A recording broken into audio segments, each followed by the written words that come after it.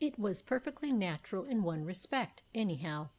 There was really no reason in the world why Tom should not lie upon the great bearskin rug in front of the library fire those cold winter nights if he wanted to, nor need any one be surprised that he should want to.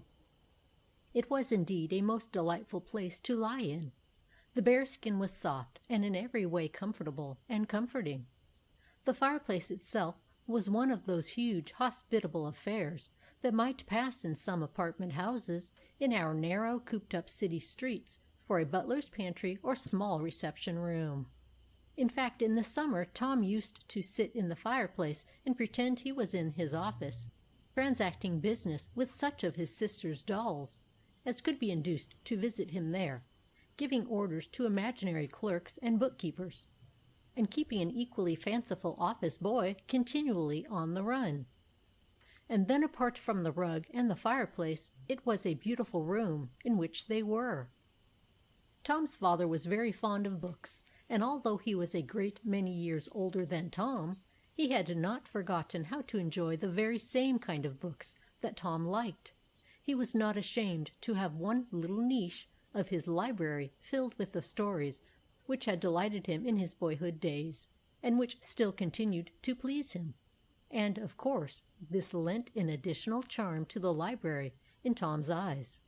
It held his heroes, and on some of those drowsy nights, when the only sounds to break the stillness of the room were the scratching of his father's pen, the soft humming of some little tune by his mother sitting and sewing by the evening lamp, and the fierce crackling of the burning logs, Tom could almost see these heroes stepping down from the shelves and like so many phantoms flitting in and about the room. In fact, upon one occasion, Tom is convinced he did see these very people having a dance upon the great tiled hearth. But of that you shall hear later. There were many other things in the library beside his heroes that interested Tom. There was a little Japanese ivory god that used to sit up on the mantel shelf and gaze wisely at him, as much as to say, "Dear me, boy, what a lot I could tell you if I only would." Then, too, there was a very handsome vase on top of one of the bookcases that had two remarkable dragons climbing up its sides, the tail of one of them so fixed that if anyone chose to use the vase for a picture, the tail would make a very convenient handle, at which the other dragon always appeared to be laughing heartily, which he had no reason to do, because his own tail was not arranged any too gracefully. But the things that, next to Jack the Giant Killer and Beauty and the Beast, and Tom Thumb, and his other heroes and heroines, Tom liked the most, were two great brazen andirons that stood in the fireplace. To Tom these andirons, though up to the night when our story begins he had never seen them move, seemed almost to live. They had big, round, good-natured faces that shone like so much gold. Their necks were slight and graceful, but as they developed downward toward their handsome feet, the andirons grew more portly, until finally they came to look very much like a pair of amiable sea serpents without much length.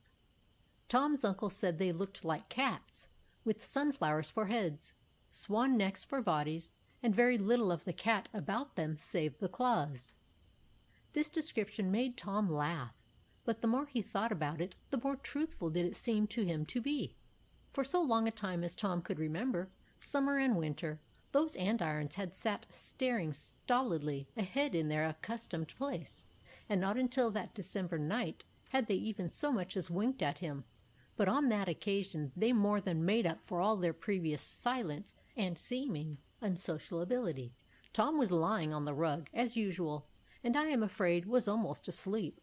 The logs were burning fiercely, and at first Tom thought that the words he heard spoken were nothing but their crackling and hissing. But in a minute he changed his mind about that for the very good reason that the left-hand iron, as Tom's uncle once called it, winked his eye at Tom and said, "Hello, sleepyhead." Tom only returned the wink. He was too much surprised to say anything. "His name isn't Sleepyhead," said the right-hand iron, with a grin. "It's Thomas DePate." "What's the D stand for?" asked the other. "Dozy, Thomas Dozy Pate," exclaimed the right-hand iron. His ancestors were sleepyheads on his mother's side, and dozy-pates on his father's side. "'Tisn't so at all!" cried Tom indignantly. "My mamma wasn't a sleepyhead, and my name isn't Dozy-Pate." "He's such a sleepyhead he doesn't know his own name," said the left-hand iron. "That's a curious thing about sleepyheads and the Dozy-Pates. They very seldom know their own names. And even when they do, they always deny that they are what they are. Why, I really believe if I told Tom here that he was a dormouse, he'd deny it, and say he was a boy." "I am a boy," shouted Tom stoutly, "and I am not a dormouse." Both of the andirons laughed heartily at this, and the right-hand iron, dancing a little jig, sang over and over again this couplet: "He can't be very smart, I whiz, if he can't see what he is." "Get him a mirror," said the left-hand iron. "We can't blame him for thinking he is a boy, because everybody has told him he is a boy, except ourselves. And being a sleepyhead, he believes as a rule what he is told if it is pleasant to believe." "Well, I can't see why he objects to being a dormouse," said the right-hand iron. "I think dormice are very handsome, and just too sweet and amiable to live. They are much pleasanter mice than window mice and stair mice. Don't you think so?" "Indeed I do," returned the left-hand iron. "And Tom is about the finest dormouse I ever saw, and I wish he'd let us get acquainted with him." "So do I," said the other. "But if he doesn't, it's his own loss. You and I can go off to Santa Clausville by ourselves, and have quite as good a time, if not better, than if he were along with us. I've noticed one thing, my dear Lefty, two's best anyhow. Two people in an omnibus, where there's but one settee, can both be seated with less fuss than if the twain were three. If there is candy for but four, this maxim still holds true. Each one will get so much the more if there are only two. Two boys upon a teeter-board can have just twice the fun that any seesaw can afford if there's another one. So I say, what if he doesn't come? You and I will enjoy ourselves just as much. There will be more candy for us. We won't have to divide the good time. We have up into more than two parts, and, what is more, neither of us will have to carry the dormouse." Here the two andirons gave a sidelong glance at Tom, and saw that he was smiling. "What are you laughing at?" asked the right-hand iron. "Eh, dormouse?" "If I'll be a dormouse, will you take me off on your good time with you?" asked Tom.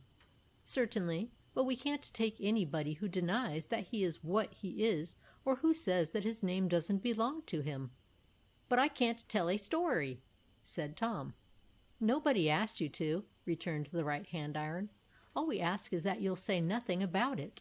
If we say your name is Sleepyhead, you needn't try to make people think we don't know what we are talking about by saying that your name isn't Sleepyhead, but Tommy Wide-Awake, or Billy Lemonstick, or something else.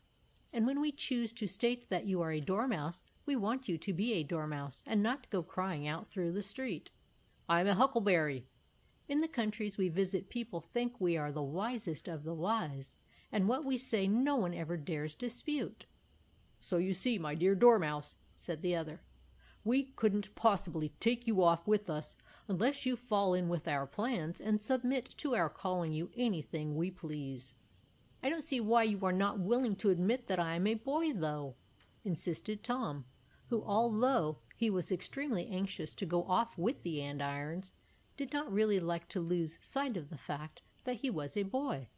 "What good does it do you or me or anybody else for me to admit that I am a dormouse? For instance, a little tail, which I will wag for you," said the right-hand iron, "will explain how that is. Did you ever know a boy named Ebenezer J. Carrot Top? No, I never heard of any person with such an absurd name as that," returned Tom. "Well, you are very fortunate not to have been one of Ebenezer's particular friends," said the right-hand iron. "If you had been, the story I am going to tell you would have made you very unhappy. As it is, not having known Ebenezer and having in fact taken a dislike to him because of his name, the story will amuse you more than otherwise." "Good," said Tom. "I like to be amused." "That being the case," said the andiron, "I will proceed at once to tell you the story of Ebenezer. Ebenezer was a boy, very much like yourself, in several ways," resumed the right-hand iron. "He wasn't one of the sleepyhead or dozy-pate families, but he was next thing to it. He was nephew of Senator Take-a-nap, and a grandson of old General Snore-aloud. But he'd never admit it. He used to get just as angry when we reminded him that he was quite as much of a Snore-aloud as a Carrot-top, as you were there when we called you Sleepyhead. And when my brother Lefty here said to him, 'Hello, Weasel,' he didn't like it a bit better than you did when we said you were a Dormouse. He insisted that he was a boy, and for all we could do we couldn't get him to admit that he was a weasel. He was the most persistent lad that I have ever seen. He'd always say that bad was bad, that blue could not be green. We couldn't get him to deny that white was always white, and though we'd try and try and try, he'd say that he was right," interrupted the left-hand iron. "And wasn't he?" asked Tom. "That isn't part of the story," snapped the right-hand iron, "and if you don't stop interrupting me, I'll never speak to you again." "I didn't mean to," said Tom apologetically. "That's just the worst part of it," snapped the andiron. "You are an interrupter by nature, and that is the most incurable kind. But, as I was telling you, Ebenezer was bound to be a boy, and no amount of talk on our part could convince him that he was a weasel. Well, Lefty and I were very young then, and up to the time of which I am speaking, we had always made our little trips in the fairy country, or in Giant Land, all by ourselves, and we had lots of fun together, I can warrant. This time, however, we decided to take Ebenezer with us to Giant Land, which was a place he had often heard us tell about, and concerning which he was very curious. We told him that it would never do for him to visit Giant Land, because the giants were always very hungry, and liked nothing better to eat than a boy like himself. It would be dangerous for him to go, we said, unless he would promise to obey us in everything we told him to do, and to admit that he was whatever we chose to call him. "You see, my dear Tom," said the left-hand iron in explanation, "the giants had such confidence in us that they accepted as true anything we said, so that if we should happen to meet a hungry ogre, and he should want to eat Ebenezer because he was a boy, all that would be necessary for us to do to save Ebenezer was to say, 'Hold on, he is not a boy, he is a weasel.' Then Ebenezer would be all right, because giants do not eat weasels." "I see," said Tom, nodding his head. "Ebenezer promised that he would obey us, and wouldn't deny he was a weasel if we told the giants he was one, and we took him off with us," resumed the right-hand iron. "We went straight to Giant Land, and had a perfectly lovely time until about an hour before it was time to return, when we encountered a huge giant named Sky-High. And my, how hungry he was! He was hungrier than Lefty's friend, who went into a restaurant and ordered 37 pounds of cake, 64 lamb chops, 18 portions of beefsteak, 40 ginger pops, 17 vanilla puffs, 20 fresh-caught dabs, 38 rich raisin duffs, 90 soft-shell crabs. Let those go for course the first. Let the second be shrimps and oysters till I burst. 13 quarts of tea, then a dozen sugared hams, 1 small cabbage head, 90 dozen pinky clams, 60 loaves of bread, 7 quarts of French canned peas, and a pound or two of your gorgonzola cheese. For my lunch will do." Then the waiter standing by, in the usual way, asked him, "Won't you also try our hot mites today?" "I don't want to interrupt," said Tom, "but it seems to me that man must have been awful rich." "No, he wasn't," returned Lefty. "He was going to eat the dinner, you know, and then die without paying for it. He wasn't a very good man." "No," remarked the storyteller, "but he was a very hungry man, in which respect he was just like the giant I am trying to tell you about. And my, how the giant roared with glee when he caught sight of Ebenezer. 'Good!' he cried. 'That's just what I wanted for my lunch, a nice fat boy!' Then he reached down," said the right-hand iron, "and grabbed Ebenezer by the arm, and was about to eat him just as he would a piece of asparagus, when Lefty here cried out, 'Avast there, Sky-High! That isn't a nice fat boy. That is only a miserable weasel." "Pah!" said Sky-High, with a face such as you put on when you take a horrid-tasting medicine. "Pah! I can't eat weasels." And with that he put Ebenezer down on the road again, and was about to walk along about his business, when what did that foolish little Ebenezer do but up and deny that he was a weasel. "I'm not a weasel!" he yelled, "and I am a boy, and a fine boy at that." Sky-High stopped short, whirled about, and rushed back to where Ebenezer was standing. "What's that you say?" he said eagerly. "I say I am not a weasel, but a fine fat boy," said the vainglorious Ebenezer stoutly. "Then my friends the Andirons have deceived me, have they?" roared the giant. "Yes," replied Ebenezer, "but I can't stand being called a weasel." With that, said the right-hand iron, Sky-High clapped Ebenezer into his market basket, and then turned on Lefty and me. Lefty managed to get away, but I was caught. "What did he do to you?" asked Tom, trembling with excitement. "He tried to bite my head off," said Righty with a laugh. "See those 2 dents on either side of my neck?" Tom looked, and sure enough there were the dents, not very deep, but quite large enough to be seen. "His teeth broke when he got that far," said Righty. "I'm pretty hard. But you see it needn't have happened at all if Ebenezer had only kept quiet about his not being a weasel." "Was he eaten by Sky-High?" asked Tom. "I don't know," replied Righty. "Lefty and I didn't wait to find out, and we have never been back there since. I don't believe he did eat him, for 2 reasons. One is that after trying to bite my head off, Sky-High hadn't teeth enough left to eat anything with. And the other reason is that I saw Ebenezer 2 years afterwards on his way to school one beautiful spring morning. I noticed him particularly because although it was a lovely clear morning, he had his umbrella up and positively declined to put it down and carry it closed, because, he said, an umbrella couldn't possibly be a cane, and he wasn't going to try to make anybody suppose it was a cane. I don't see anything in that story to make me unhappy, even if I were a chum of Ebenezer's," said Tom as the andiron finished. "You don't? Don't you think it was sad that the giant couldn't eat a boy who had behaved in that way?" asked Righty, with a scornful glance at Tom. "It was very sad, Tom," said the left-hand iron.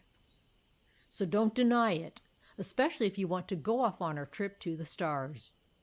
"Are you really going to the stars?" gasped Tom, breathless at the very idea and forgetting all about Ebenezer. "Perhaps," returned the andiron. "And may I go with you?" whispered Tom. "You may if you will do whatever we tell you." "And admit that you are a dormouse," said Righty. "All right, I'll obey," said Tom. "And what did you say your name was?" asked Lefty. "Sleepyhead Dozy Pate Dormouse," said Tom with a laugh. "You'll do," returned the right-hand iron, stepping lightly out of the fireplace. "Now sit astride of my back and take hold of Lefty's right claw." Tom did as he was told, and in an instant he was flying up through space toward the stars. "Now the point to be decided," said the left-hand iron, after he and his companions had been flying through space for some time, "is where we are going.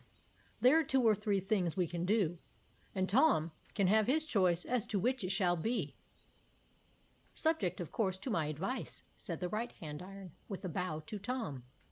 "You can go where you please if I please, see?" "Yes," said Tom, "I see. I can have my way as long as it is your way." "Precisely," said the right-hand iron, with an approving nod.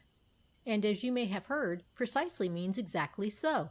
You can have your way as long as it is my way, which shows how generous I am. Fond of my way as I am willing to divide it with you." "All right," returned Tom. "I'm very much obliged. What are the 2 things we can do?" "Well," said the left-hand iron, scratching his head softly, "we can fly up a little higher and sit down and watch the world go round. We can take the long jump, or we can visit Saturn." "What was the first?" asked Tom. "To fly up a little higher, where we can get a better view, to sit down there and watch the world go round. It is an excellent way to travel. It's awfully easy. In fact, it isn't you that travels at all. It's the world that does the traveling, while all you've got to do is to sit down there and keep an eye on it. It's like a big panorama, only it's real. And any time you see a place going by that you think you'd like to see more of, all you've got to do is to fly down there and see it." "When you get up higher and sit down," said Tom, "what do you sit on?" "You sit on me, and I sit on my hind legs, of course," said Left Hand Iron. "Don't you know anything?" "Of course I do," said Tom indignantly. "I know lots of things." "Then I can't see why you ask such silly questions," retorted the Left Hand Iron. "What do we sit on? Why, you might just as well ask a dog what he barks with, or a lion what he eats his breakfast with, and that would be as stupid as the poker's poem on sandwiches." "Did the poker write a poem on sandwiches?" asked Tom. "8 of 'em," returned the Left Hand Iron. "The first of them went this way: He sat upon a lofty hill and smoked his penny pipe. Ha! quoth the passing whippoorwill, the oranges are ripe." "The other 7 went like this," observed the Right Hand Iron. "The day was over, and the 16 little darkies then found they were in a dreadful fix, like several other men." "There isn't anything about sandwiches in those poems," said Tom, with a look of perplexity on his face. "No, that's where the stupidity of it comes in. He wrote those poems and called 'em all sandwiches, just to be stupid, and it was stupid." "But what did he want to be stupid for?" asked Tom. "Just his vanity, that's all," said the Right Hand Iron. "The poker is a very vain person. He thinks he is superior to everybody else in everything. If you say to him, 'The gas fixture is bright tonight,' he'll say, 'Oh, yes, but I'm brighter.' Someone told him once that the kindling wood that started the fires was stupid, and he wouldn't even stop his bragging then. 'Oh, yes,' he said, 'but I'm a great deal stupider than the kindling wood, and I'll prove it.' So he sat down and wrote those verses and called 'em all sandwiches, and everybody agreed that he was the stupidest person going." "You only told me 2 of 'em," said Tom. "No, the whole 8 were there. To make it more stupid, the poker said that the first one was number 5, and the second the other 7. Tom smiled broadly at this, and made up his mind to cultivate the acquaintance of the poker. He was boy enough to like stupidity of that sort, because it made him laugh. "I'd like to meet the poker," he said. "He must be lots of fun." "He is," said the Left Hand Iron. 10-acre lots of fun. You'll meet him soon enough, because we shall join him shortly. We never go off on any of our trips without him. He is a great help sometimes when we get into trouble, just because he has so many sides. If we fall into a pit through some misstep, the poker comes along and pries us out of it. If we fall into the hands of some horrible creature that wants to hurt us, the poker talks to that creature as stupid as he knows how, which makes the other so drowsy that he can't possibly keep awake, and then of course we escape." "There he is now," cried the Right Hand Iron, putting his right forepaw up to his ear and listening attentively. "I can hear him singing, can't you?" The Left Hand Iron stopped short, and Tom strained his ears to hear the poker's song. For a moment he could hear nothing, but then a slight buzzing sound like the hum of a bee came to his ears, and in another minute he could distinguish the words of the song. It was a song showing that the singer was one of those favored beings who are satisfied with what the world has given them, as you will see for yourself when you hear it. These are the words as they came to Tom's ears, sung to a soft little air which the poker made up as he went along, thereby showing that he was a musician as well as a poker. "Oh, I'm a poker bold and free, and I poke the livelong day. I love the land and I hate the sea, but the sky and the clouds are there for me. I dote on the Milky Way, the clouds are as soft as a fleecy rug, and as cool can be, the skies fit into my figure snug, and they make me feel so blithe and smug, that I'm glad fate made me me. Oh me, ah me, 'tis a lovely fate, and a mission great, to be like me, and to love the skies and the clouds to prize, and to hate the turbulent sea. He. So I lift my voice, and I loud rejoice that the fates have made me me." "Hullo!" cried the Right Hand Iron. "Hulloa!" called the Left Hand Iron. "That's not my name," came the voice of the poker from behind a cloud just above Tom's head, "but I know who you mean. so I answer Halloa yourself. Where are you? Cried Lefty. Here, called the poker. No, you're not, called Righty. You're there. We are here. Well, that's neither here nor there, retorted the poker, poking his head out through the cloud. Hullo! Who have you got there? That isn't Tom, is it? No, it's Sleepyhead D. Dormouse, laughed Lefty. Good, said the poker, advancing and shaking Tom by the hand. I was afraid it was Tom. Not that I dislike Tom, for I don't. I think he is one of the nicest boys I know. But he weighs a good 57 pounds, and so far we haven't been able to get a cloud strong enough to support more than 56. If Tom were to come up here and sit on a cloud, he'd fall through. And if he fell through, you know what would happen. No, I don't, said Tom, to whom the poker's remarks were addressed. What would happen? Well, in the first place, it would spoil the cloud. And in the second place, if he tumbled into the sea, he'd have to swim ashore, said the poker sagely. That's why I'm glad you're young, Mr. Dormouse, and not Tom. Dormice can sit on the flimsiest clouds we have and not break through. What is a dormouse, anyhow? Asked Tom, to whom it now occurred for the first time that he had never seen a dormouse. Oh, jeered Righty, as Tom asked the question. The idea of not knowing what a dormouse is! He's a mouse with the door to him, of course, said Lefty. Which he keeps closed, said the poker, so that he will not be disturbed while he is asleep. Tom tried to imagine what a creature of that sort looked like, but he found it difficult. Not liking to appear stupid, he accepted the explanation. Oh, he said, it must be a very pretty animal. Oh, yes, said the poker, but he isn't as pretty as I can be when I try. My, how pretty I can be. But say, Andes, where are we bound this trip? We've left that to Sleepyhead to decide, said Lefty. In the usual way, of course? Queried the poker. Oh, yes, he can't decide except as we want him to, and have it go as a real decision. We've given him his choice of watching the world go round, going to Saturn, or taking the long jump. And which will it be, Dormy? Asked the poker. I sort of think I'd like to sit up here and watch the world go round, said Tom. Nope, said Righty. Then let's go to Saturn, suggested Tom. Oh, no, said Righty, not that. Then there's only one thing left, said Tom with a sigh, and that's the long jump, whatever that is. Tom's three companions roared with laughter.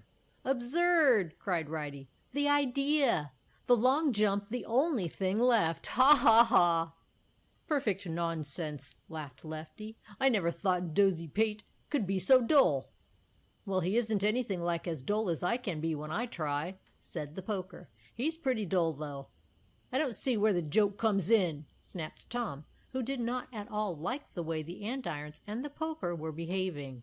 If there are only 3 things we can do, and you won't do 2 of them, there's only one left. Ha, ha, ha, roared Lefty. Poor dull Dormouse, said Righty, with a smile that was half of mirth and half sympathy.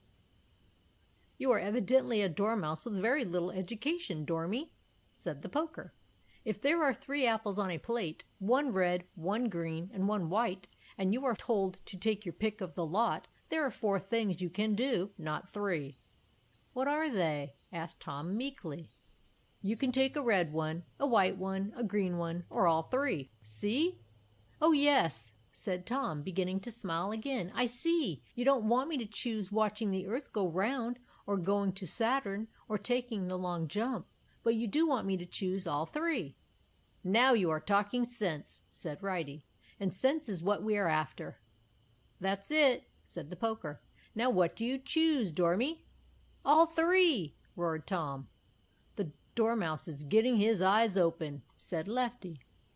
Which is very proper, put in Righty, for there is a great deal for him to see. Not so much as there is for me to see, said the poker. My, what a lot there is for me to see. The first thing for us to do, said Lefty, paying no attention to the poker's words, is to get a good place for us to sit, so that Sleepyhead can see the world. There's no better place than this cloud, said the poker. I've sat here many a time and studied China by the hour.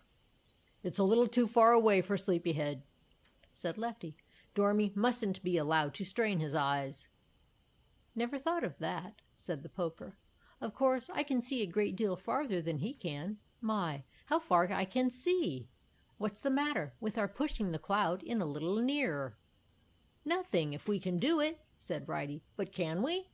We can wink our eye and try, as the poet says, returned the Poker. Ever heard that poem, Dormy? No, returned Tom. That is, not that I know of. I've heard lots of poetry in my life, but it goes in one ear and out the other. You must have a queer head, said the Poker, peering into Tom's ear. How a poem poured into one ear can go out of the other, I can't understand. There doesn't seem to be any opening there. His head isn't solid like ours, said Lefty. It's too bad to be afflicted the way he is. He ought to do the way a boy I knew once did. He suffered just as Dormy does. You'd tell him a thing in his left ear, and the first thing you'd know, pop, it would all come out of the other ear and be lost. The poor fellow was growing up to be an ignoramus. Couldn't keep a thing in his head, until one night I overheard his father and mother talking about it in the library. The boy's father wanted to punish him for not remembering what he learned at school, when his mother said just what Dormy here said, that everything went in one ear and out of the other. Then they both looked sad, and the mother rubbed her eyes until the tears came. I couldn't stand that. If there's one thing in the world I can't stand, it's other people's sorrows. Mine don't amount to much, but other people's do sometimes. I felt so bad for the poor parents that I racked and racked my brains trying to think of some way to cure the boy. It took me a week, but I got it at last, and the next time the boy's parents talked about it, I took the matter in hand. I simply walked out to the fireplace where I was and said, I hope you will excuse the interference of an andiron, ma'am, but I think your boy can be cured of his ear trouble.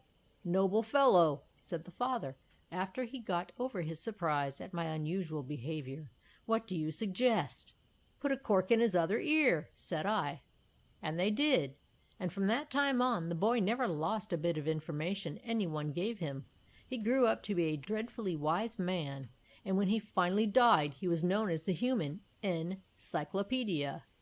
That was a noble act of yours, said the Poker. Did you have the idea patented? No, said the andiron. I wanted to, but the patent rules require that a working model should be sent with a request for a patent for the patent office to keep, which of course I couldn't do. Why not? Asked Tom. I couldn't get a boy who would consent to spend his life in the showcase. I could get all the corks I wanted, but no boy. And so I had to give it up, replied Lefty with a sigh. I'd have been a rich andiron today if I could have had that idea patented.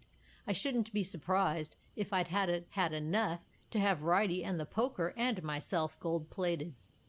Oh, well, I wouldn't feel bad about that, said the Poker. What's the use?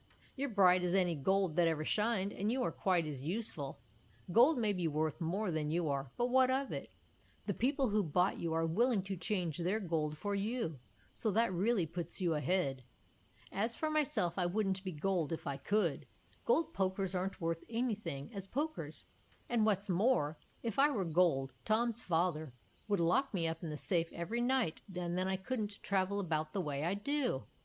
Never thought of it in that light, said Lefty. I'm glad I'm brass after all.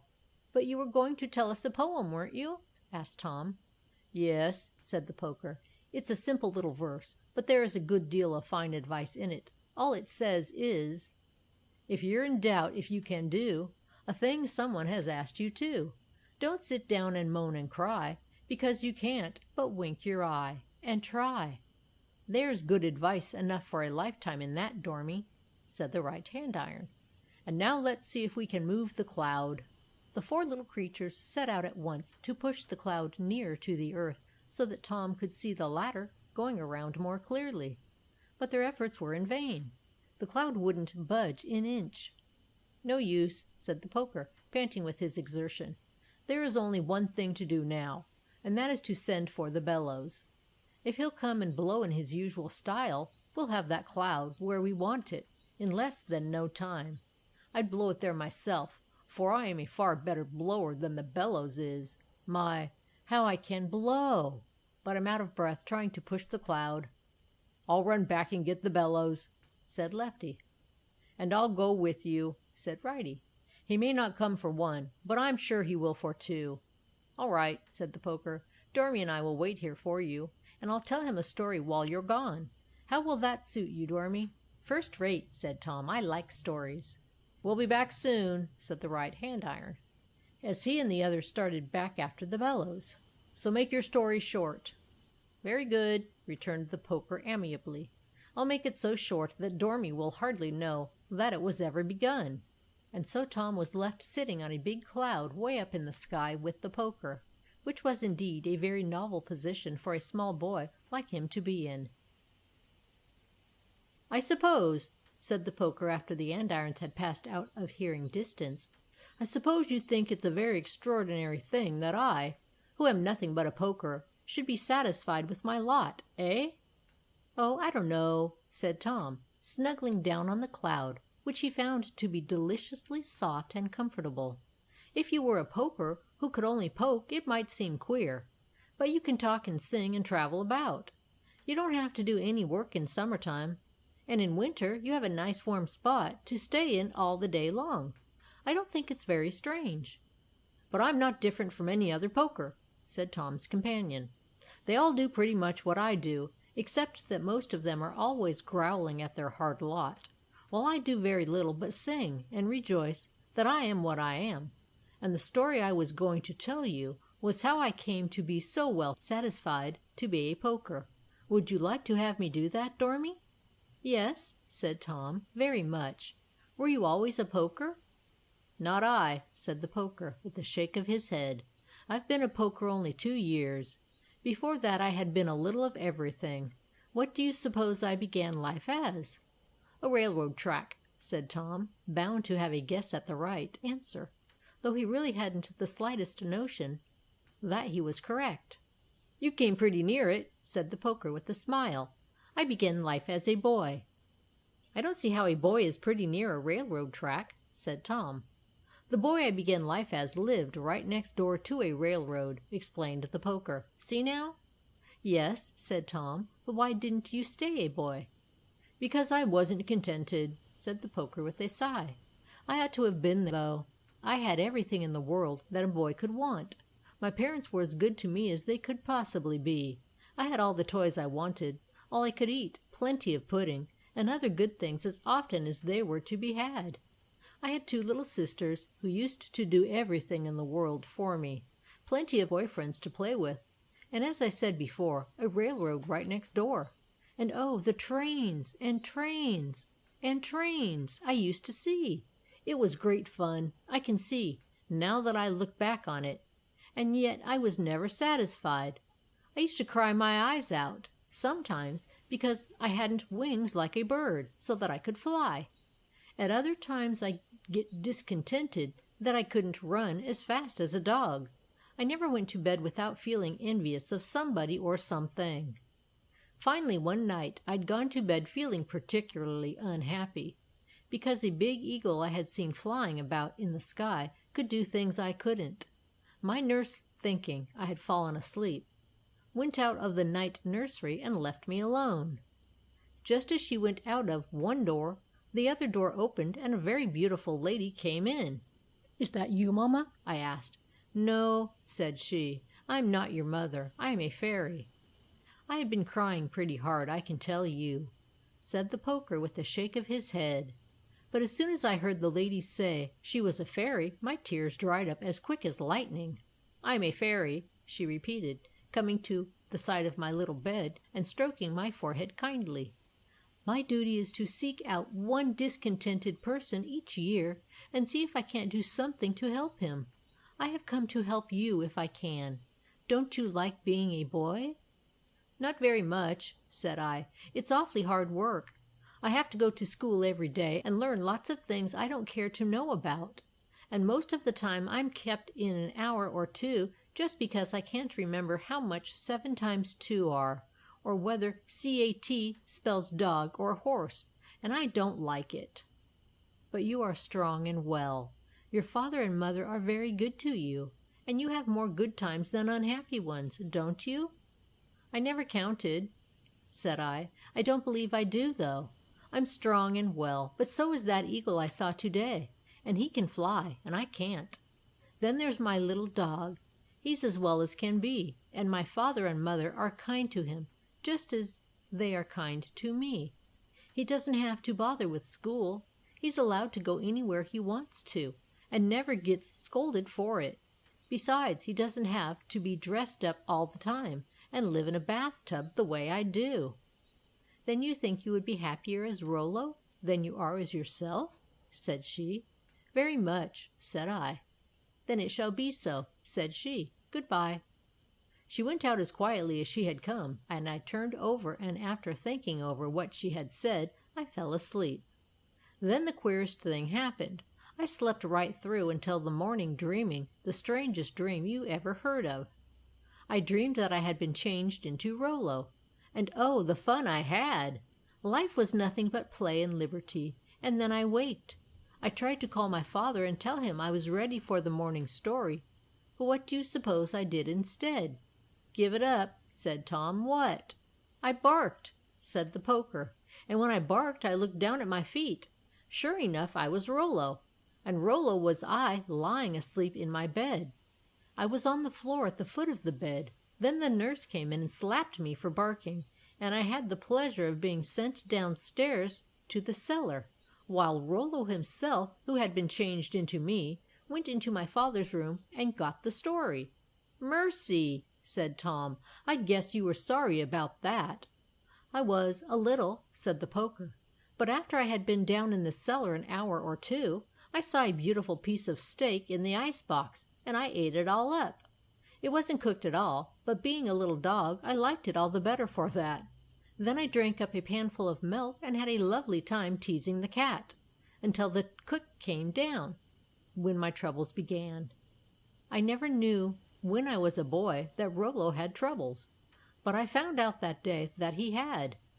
The cook gave me a terrible whipping because I had eaten the steak, and I had hardly recovered from that when Rollo, who was now what I had been, took me up into the nursery and played with me, just as I had always played with him.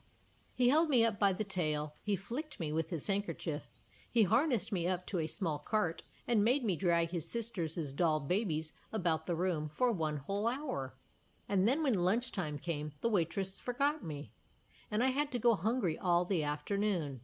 Every time I'd try to go into the kitchen, the cook would drive me out with a stick for fear I would eat the other things in the cellar.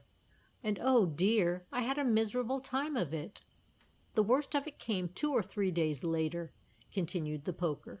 "It was Rollo's bath day, and as I was Rollo, of course I had to take Rollo's bath. And my, wasn't it awful! I'd rather take 100 such baths as I had when I was a boy than one like Rollo's. The soap got into my eyes, and I couldn't say a word. Then it got into my mouth, and bah! How fearful it was! After that I was grabbed by all 4 of my legs and soused into the water until I thought I should drown, and rubbed until my fur nearly came off. I wished then that I had asked the fairy to leave her address so that I could send for her and have her come back and let me be a boy again.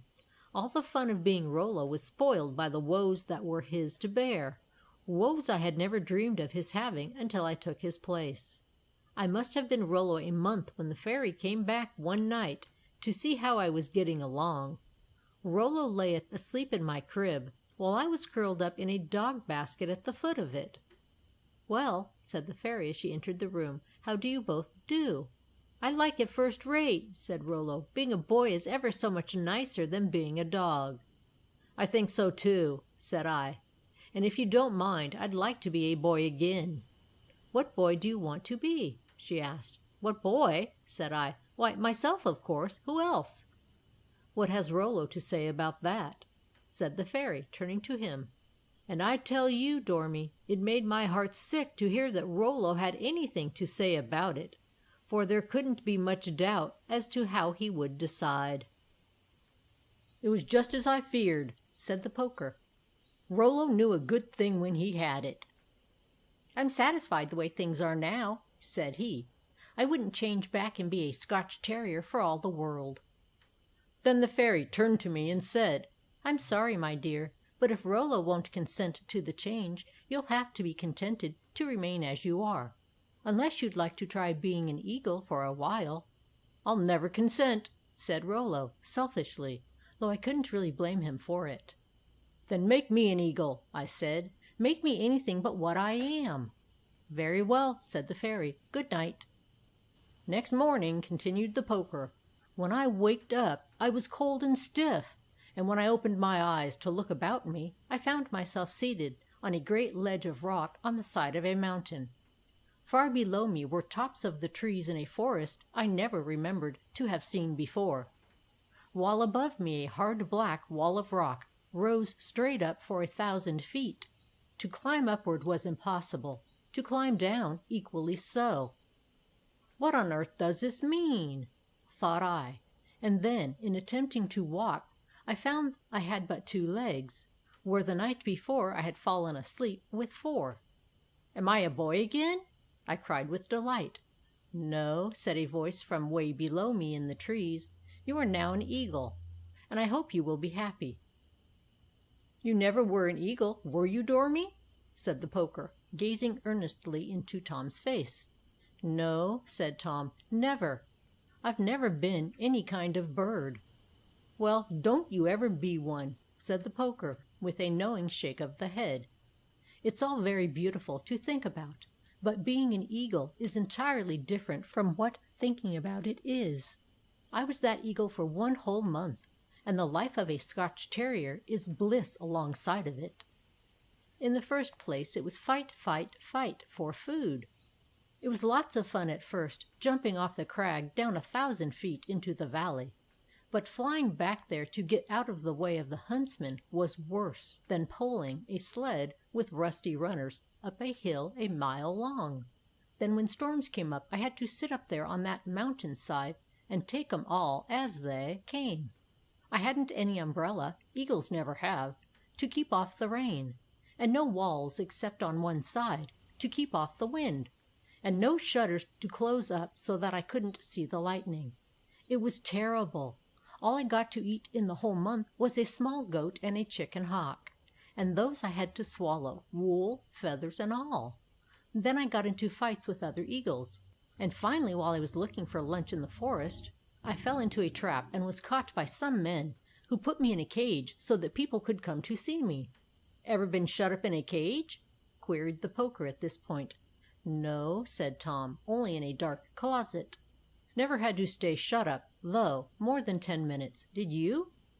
"No," answered Tom, "never." "Well, think of me cooped up in an old cage for 2 weeks," said the poker. "That was woe enough for a lifetime, but it wasn't half what I had altogether. The other creatures in the zoo growled and shrieked all night long. None of us ever got a quarter enough to eat, and several times the monkey in the cage next to me would reach his long arm into my prison and yank out 6 of my feathers at once. In fact, I had nothing but mishaps all the time. As the poet says, 'Talk about your troubles, talk about your woes. Yours are only bubbles, sir, compared with those.' At the end of 2 weeks I was nearly frantic. I don't think I could have stood it another week. But fortunately at the end of the month came back the fairy again. 'How do you like being an eagle?' she said. 'I'd rather be a tree rooted to the ground in the midst of a dense forest than all the eagles in the world,' said I. 'Very well,' said she. 'It shall be. Good night.' In the morning I was a tree, and if there's anything worse than being a dog or an eagle it's being a tree," said the poker. I could hear processions going by with fine bands of music in the distance, but I couldn't stir a step to see them. Boys would come along and climb up into my branches and shake me nearly to pieces. Cows came and chewed up my leaves, and one day the woodcutters came and were just about to cut me down when the fairy appeared again and sent them away. 'They will be back again tomorrow,' she said. 'Do you wish to remain a tree?' 'No, no, no!' I cried. 'I'll be content to be anything you choose if you will save me from them.' 'There,' she said, 'that's the point. If you will keep that promise, you will finally be happy. If you will only look on the bright side of things.' Remembering the pleasant and forgetting the unpleasant, you will be happy. If you will be satisfied with what you are and have, and not go about swelling up with envy whenever you see anyone or anything that has or can do things that you have not or cannot do, you will be happy in spite of yourself. Will you promise me this?" "Indeed I will," I said. "Even if I change you into so poor a thing as a poker?" "Yes," said I. "Very well," said she, "it shall be. Good night." Next morning I waked up to find myself as you see, nothing more than a poker, but contented to be one. I have kept my promise with the fairy, and I am simply the happiest thing in the world. I don't sit down and groan because I have to poke the fire. On the contrary, when I am doing that, I am always thinking how nice it will be when I get done, and I lean up against the rack and gaze on all the beautiful things in the room. I always think about the pleasant things. And if you don't know it, Dormy, let me tell you that's the way to be happy, and to make others happy. Sometimes people think me vain. The Fender told me one night I was the vainest creature he ever knew. I am not really so. I only will not admit that there is anything or anybody in the world who is more favored than I am. That is all. If I didn't do that, I might some time grow a little envious in spite of myself. As it is, I never do, and haven't had an unhappy hour since I became a contented poker." Tom was silent for a few minutes after the poker had completed his story, and then he said, "Don't you sometimes feel unhappy because you are not the boy you used to be?" "No," said the poker, "I am not, because Rollo makes a better boy than I was. He is a contented boy, and I was not." "But don't you miss your father and mother?" queried Tom. "Of course not," said the poker, "because the fairy was good enough to have me made into the poker used in their new house. My parents moved away from the railroad just after Rollo became me, and built themselves a new house, and of course they had to have a new poker to go with it, so I really live home, you see, with them." A curious light came into Tom's eyes. "Mr. Poker," said he, "who was the boy you used to be?" "Tom," said the poker. "I'm not Rollo," roared Tom, starting up. "Nobody said you were," retorted the poker. "You are Dormy. Tom is Rollo. But I say, here come the andirons and the bellows." Tom looked down from the cloud, and sure enough, the three were coming up as fast as the wind. And in the excitement of the moment, the little traveller forgot all about the poker's story, in which he seemed himself to have figured without knowing it. "What kept you so long?" asked the poker, as the andiron and bellows came up. "Was our friend Bellows out of breath, or what?" "No, I wasn't out of breath," said the bellows. "I never am out of breath. You might as well expect a grocerman to be out of groceries as a bellows to be out of breath. I wasn't long, either. At least, no longer than usual, which is 2 foot 3. A longer bellows than that would be useless for our purpose. I simply didn't want to come, that's all. I was very busy writing when they interrupted me." "It was very kind of you to come when you didn't want to," said Tom. "No, it wasn't," said the bellows. "I didn't want to come then. I don't want to be here now. And I wouldn't blow the cloud an inch for you if I didn't have to." "But why do you have to?" asked Tom. "I'm outvoted, that's all," replied the bellows. "You see, my dear weasel—" "Dormouse," whispered the poker. "Dormouse," said the bellows, correcting himself. "You see, I believe in everybody having a say in regard to everything. I always have everything I can put to a vote. Consequently, when Ridey here came down and asked me to help blow the cloud over, and I said that I wouldn't do it, he called Lefty in, and we put it to a vote as to whether I'd have to or not. They voted that I must, and I voted that I needn't. And of course that beat me, so here I am." "Well, it's very good of you just the same," said the poker.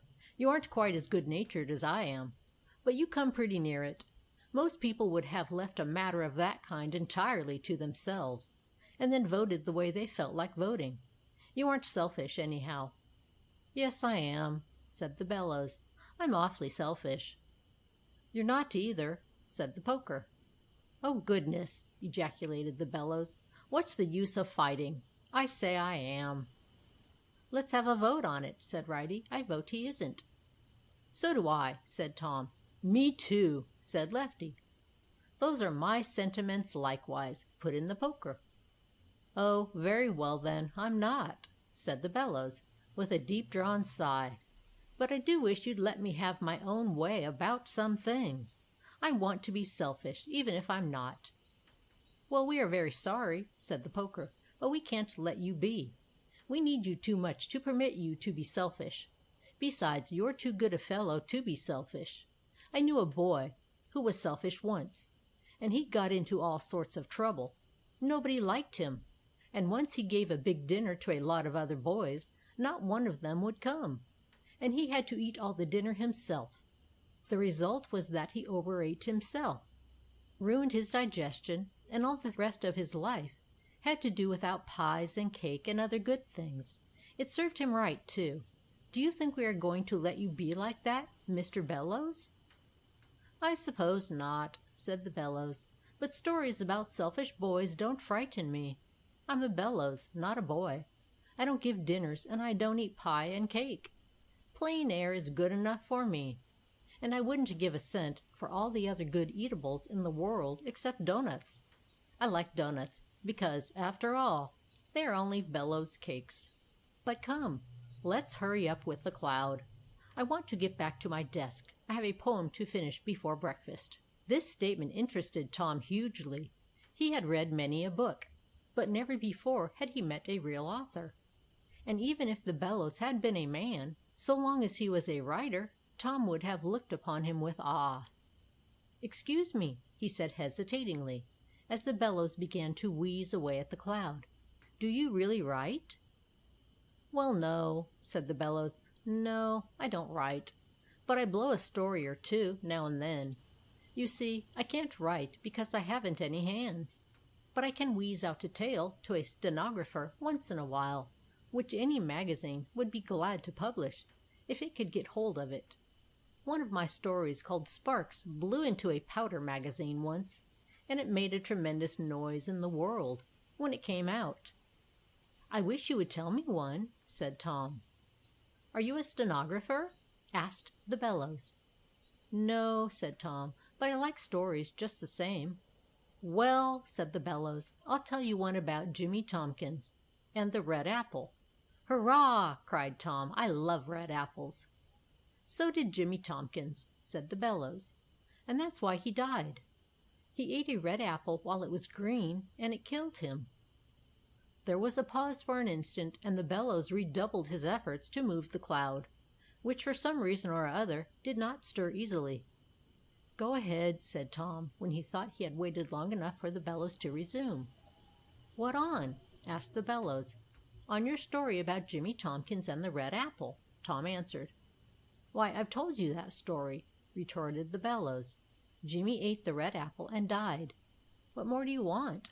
That's all there is to it. It isn't a very long story, suggested Tom, ruefully, for he was much disappointed. Well, why should it be? Demanded the bellows. A story doesn't have to be long to be good, and as long as it is all there. I know, said Tom, but in most stories there's a lot of things put in that help make it interesting. All padding, sneered the bellows, and that I will never do. If a story can be told in 5 words, what's the use of padding it out to 5,000? None, said Tom, except that you can't make a book out of a story of 5 words. Oh, yes, you can, said the bellows airily. It isn't any trouble at all, if you only know how. And in the end you have a much more useful book than if you made it 1,000,000 words long. You can print the 5 words on the first page and leave the other 500 pages blank, so that after you get through with a volume as a storybook, you can use it for a blank book or a diary. Most books nowadays are so full of story that when you get through them, there isn't anything else you can do with the book. It's a new idea, said Tom with a laugh. And all my own invention, too, said the bellows proudly. He's the most inventive bellows that ever was, put in the poker. That is, in a literary way. How many copies of your book of unwritten poems did you sell, Wheezy?" he added.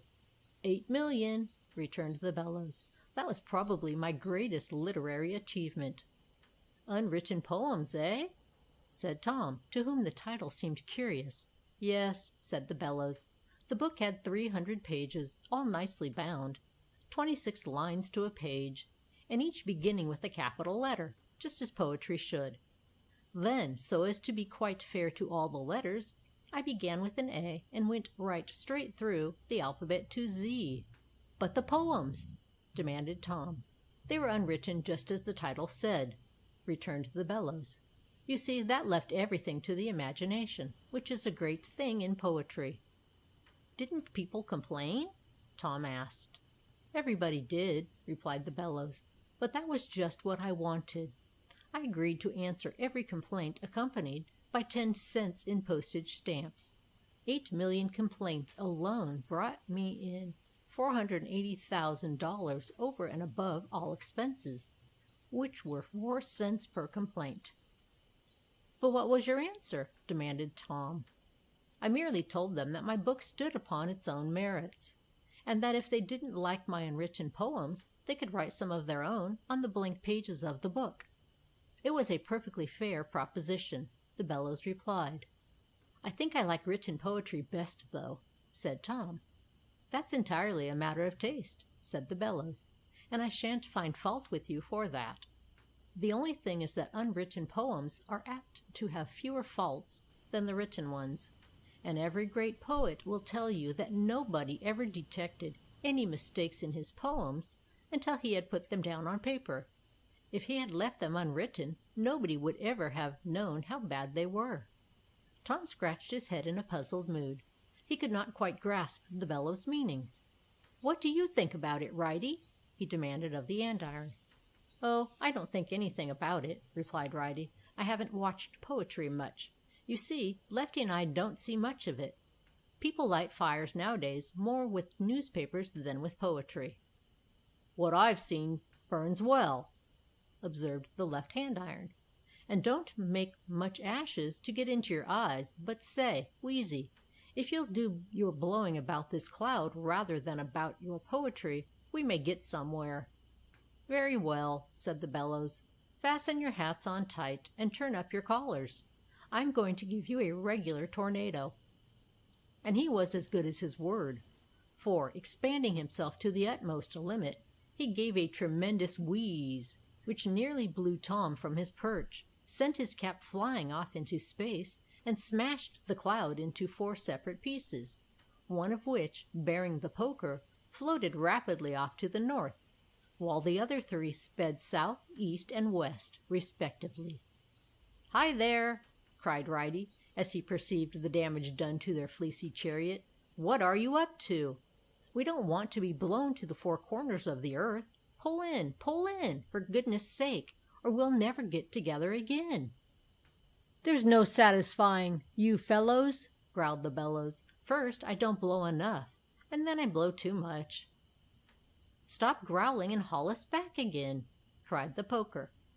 The bellows began to haul in his breath rapidly, and by a process of suction soon had the 4 parts of the burst cloud back together once more. "By jingo!" panted Lefty. "That was a narrow escape. 2 seconds more and this party would have been a goner. Even as it is, you've twisted my neck so I'll never get it back in shape again," said the right-hand iron. "Well, I'm sorry," said the bellows, "but it's all your own fault. You asked me to blow the cloud, and I blew it. You didn't say where you wanted it blown." "You needn't have blown it to smithereens just the same," retorted the poker. "It doesn't cost anything to ask a question now and then." "Where, then?" demanded the bellows. "I'd like to find my hat," said Tom. "Very well," said the bellows. "I see it speeding off toward the moon, and we'll chase after it, but we'll never catch it if it misses the moon and falls past it into space." The poker rose to his full height and peered after the cap, which, even as the bellows had said, was sailing rapidly off in the direction of the crescent moon, which lay to the west and below them. "Hurrah!" he cried. "It's all right!" Can you see it still?" asked Tom anxiously, for his cap was made of sealskin and he didn't wish to lose it. "Yes, it's all right," said the poker. "It nearly missed, but not quite. If you will look through these glasses, you will see it."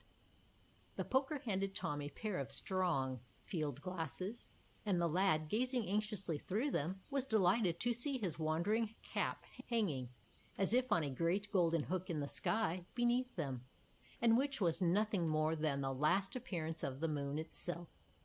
"Good!" cried the right-hand iron. "That settles the question for us of where we shall go next. There's no choice left. We'll go to the moon. Heave ahead, Wheezy!" Whereupon the bellows began to blow, at first gently, then stronger and stronger, and yet more strongly still, until the cloud was moving rapidly in the direction they desired. As the jolly party sped along through the heavens, Tom began to find his eyes bothering him a trifle.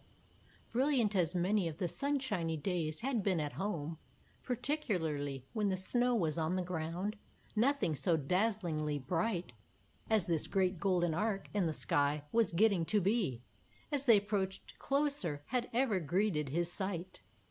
"It's blinding!" he cried, his eyes blinking and filling with water as he gazed upon the scene. "I can't stand it! What shall I do, Lefty?" "Turn your head around and approach it backward," said Lefty. "Then you won't see it." "But I want to see it," retorted Tom. "What's the use of visiting the moon if you can't see it?" "Reminds me of a poem I wrote once," put in the poker. "What's the use? Was one of my masterpieces, and maybe if I recite it to you it will help your eyes." "Bosh!" growled the bellows, who was beginning to get a little short-winded with his labors, and therefore a trifle out of temper. "How on earth will reciting your poem help Tom's eyes?" "Easy enough," returned the poker haughtily, and with a contemptuous glance at the bellows. "My poem is so much brighter than the moon, that the moon will seem dull alongside of it." "Go ahead anyhow," said Tom, interested at once and forgetting his eyes for the moment. "Give us the poem." "Here goes, then," said the poker, with a low bow, and then, standing erect, he began. "It's called, 'What's the Use?' What's the use of circuses that haven't any beasts? What's the use of restaurants that haven't any feasts? What's the use of oranges that haven't any peels? What's the use of bicycles that haven't any wheels? What's the use of railway trains that have no place to go? What's the use of going to war if you haven't any foe? What's the use of splendid views for those that cannot see? What's the use of freedom's flag to folks that aren't free? What's the use of legs to those who have no wish to walk? What's the use of languages to those who cannot talk? What's the use of kings and queens that haven't any throne? What's the use of having pains unless you're going to groan? What's the use of anything, however grand and good, that doesn't ever work the way it really should?" "Humph!" panted the bellows. "You don't call that bright, do you?" "I do indeed," said the poker. "And I call it bright because I know it's bright. It is so bright that not a magazine in all the world dare print it, because they'd never be able to do it as well again, and people would say the magazine wasn't as good as it used to be." "What nonsense!" retorted the bellows. "Why, I could blow a mile of poetry like that in 10 minutes. What's the use of churches big that haven't any steeples? What's the use of nations great that haven't any peoples? What's the use of oceans grand that haven't any beaches? What's the use of Delawares that haven't any peaches? What's the use—" "Oh, shut up, Wheezy!" interrupted the poker angrily. "Of course you can go on like that forever. Once somebody gives you the idea, but to have the idea in the beginning was the big thing. Columbus was a great man for coming to America, but every foreigner who has come over since isn't. Not by a long shot. As I say in my celebrated rhyme on greatness, the greatest man in all the world, by far the greatest one, is he who goes ahead and does what no one else has done. But he must be the first if he would rank as some potators, for those who follow after him are merely imitators." "Ha, ha, ha!" laughed the bellows. "You are a great chap, Pokey, you, with your poetry. I hope Tom isn't going to be affected by the lessons you teach. The idea of saying that a man is the greatest in the world because he does what no one else has done! I guess nobody's never eaten bricks up to now. Do you mean to say that if Tom here ate a brick he'd be the greatest man in the world?" "No, he'd be a cannibal," put in the right-hand iron, desirous of stopping the quarrel between the rivals. "How do you make that out?" demanded the bellows. "Because Tom is a brick himself," explained the right-hand iron, and just then, slap, bang, the party plunged head-first into what appeared to be, and in fact really was, a huge snowbank.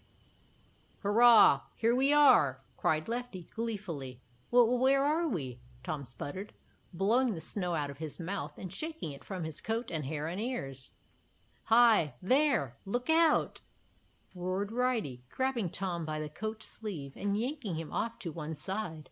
A terrible swishing sound fell upon the lad's ears, and as he gazed doggedly about him to see what had caused it, he saw a great golden toboggan whizzing down into the valley, and then slipping up the hill on the other side. "You had a narrow escape that time," said Ridey, as they excitedly watched the toboggan speeding on its way, and which, by the way, was filled with a lot of little youngsters, no bigger than Tom himself, children of all colors, apparently red, white, and blue, green, yellow, and black. "If I hadn't yanked you away, you'd have been run over." "But where are we?" Tom asked, bewildered by the experience. "We're on the crescent moon at last," said Lefty. "It's the boss toboggan slide of the universe." "A toboggan slide?" cried Tom. "The very same," said the poker. "Didn't you know that this dazzling whiteness of the crescent moon is merely the reflection of the sun's light on the purest of pure white snow? It's too high up for dust and dirt here, you see, and so the snow is always clean, and so equally, of course, is dazzling white." "But the tobogganing?" asked Tom. "It's like swinging and letting the old cat die," explained the right-hand iron. "You see, it's this shape," and he marked the crescent form of the moon on the snow and lettered the various points. "Now," he continued, "you start your toboggan at A and whiz down to C. When you get there you have gathered speed enough to take you up the hill to B.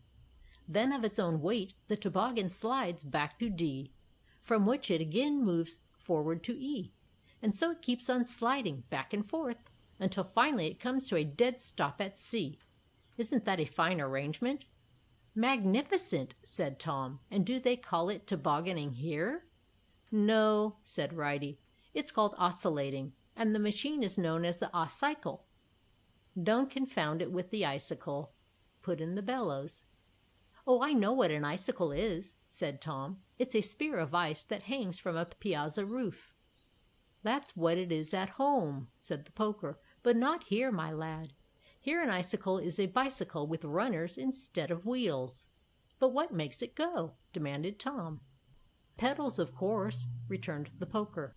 "You just tread away on the pedals as if you were riding a bicycle, and the chain sets a dozen ice picks revolving that shove you over the ice like the wind.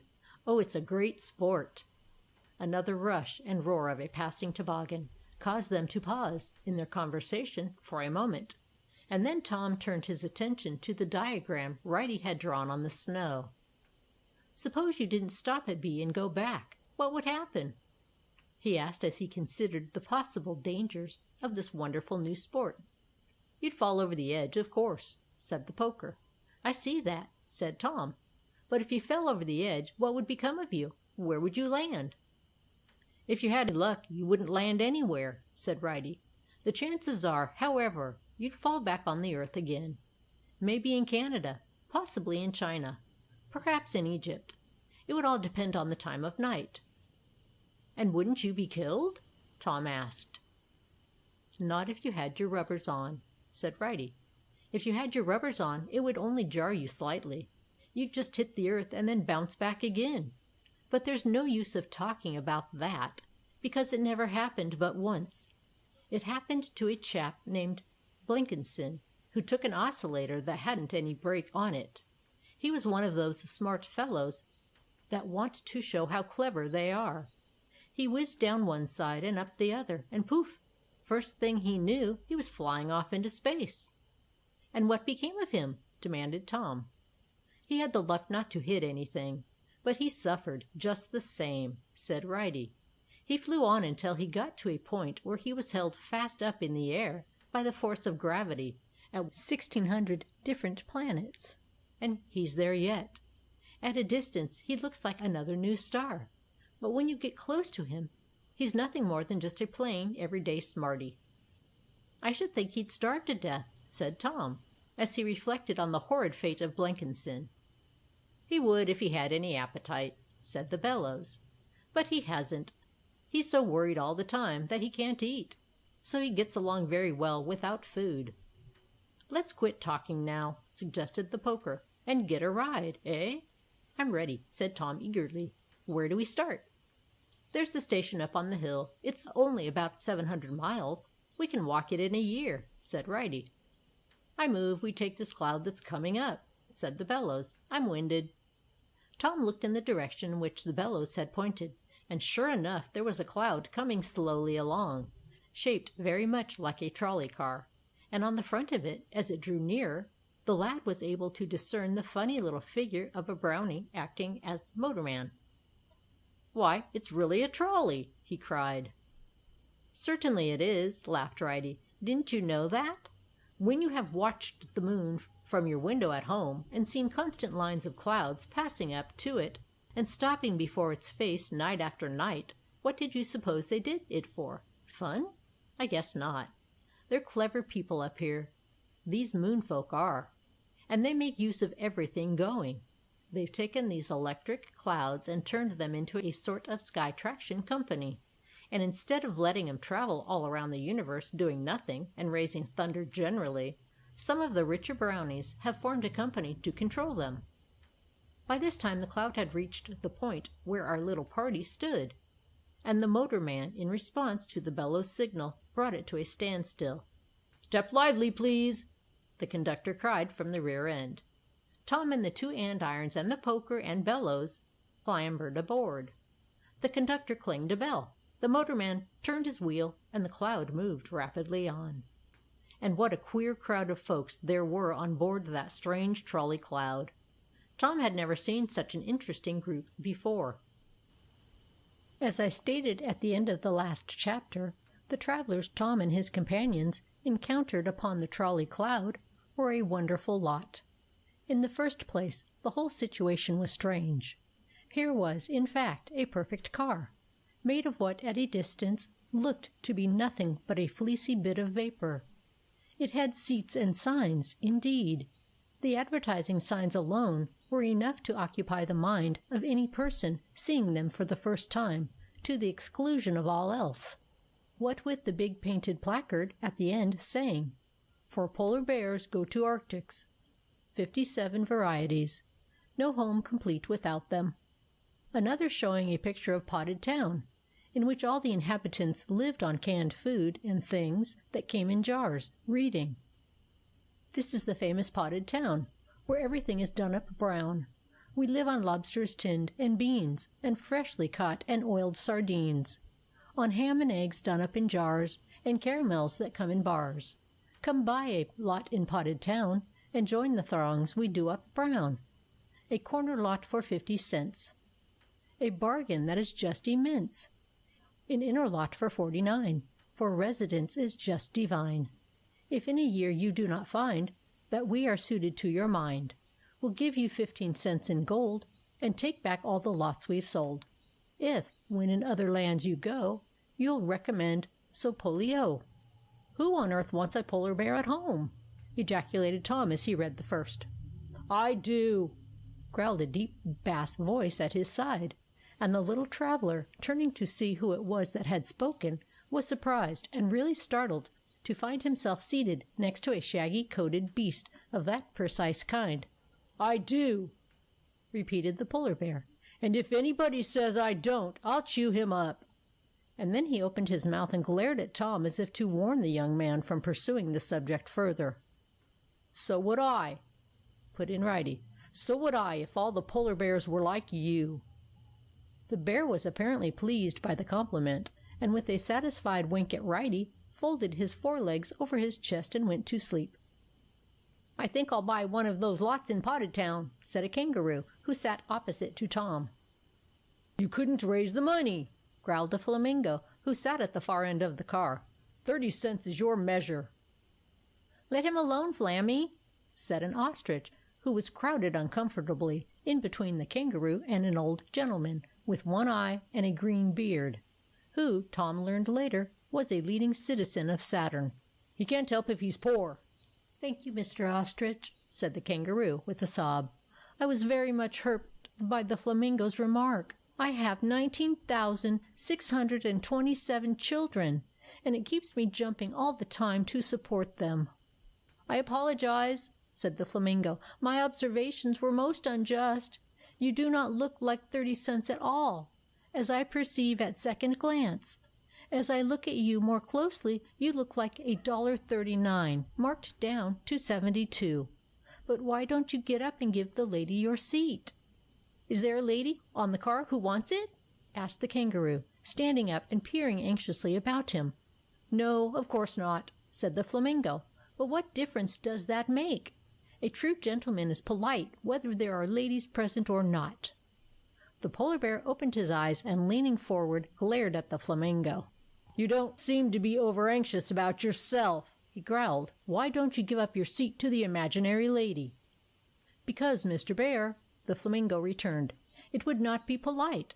The seat I occupy is extremely uncomfortable, thanks to the crowding of the hippopotamus on my left and the indulgence in peanuts of the monkey on my right. By sitting down where I am making a personal sacrifice." "There will be a free fight in a minute," said the poker anxiously. "I think we'd better get out." "You won't do anything of the sort," said the conductor. "Nobody leaves this car until we get there." "Get where?" demanded the poker. "Anywhere," returned the conductor. "Fares, please." "But we've all paid," said the flamingo. "Somebody hasn't," replied the conductor. "There are 22 on this car, and I've collected only 21 fares. I don't know who is the deadhead. Therefore you must all pay. It is better that there should be 21 lawsuits for a total damage of $1.25, than that this company should lose a nickel. Juries disagree. Fares, please." "I decline to pay a second time," cried the monkey. "And I," came from all parts of the car, from Lefty and Righty, from Tom, the flamingo, the hippopotamus, and polar bear. "Very well," said the conductor calmly. "I don't care. It isn't my money that's lost. But I'll tell you one thing. This car doesn't stop until you've all paid up." "What?" cried the polar bear. "I want to get off at the toboggan slide." "So do I, so do I," cried everybody. "No doubt," said the conductor. "But that's your business, not mine. Double your speed, Modi," he added, calling forward to the motorman. "These people want to get off. Of course, gentlemen and fellow beasts," he continued, "I can't keep you from getting off. But this car is traveling at the rate of 4 miles a minute, and if you try it, you do so at your own risk. Fares, please." "It's an outrage," said the flamingo. "I'm going to jump," said the kangaroo. "I think we'd better sit still, Tom," whispered Righty. "It could be smithereens if we tried to get off the car going at this rate." "Don't mind me," said Tom. "I'm having a bully time. This is quite as good fun as oscillating, I guess." "Excuse me, sir," said the conductor, in reply to the kangaroo, "but I must ask your name and address. I cannot prevent you from jumping, but I'm required by the rules of the company to find out all about you before letting you commit suicide. We need the information in case your heirs sue the company. Married?" "Yes," said the kangaroo, 16 times. "Any children?" queried the conductor. "I have already said so," sobbed the kangaroo. 19,627 of them." "Boys or girls?" asked the conductor kindly. "Neither," replied the kangaroo. "What?" cried the conductor.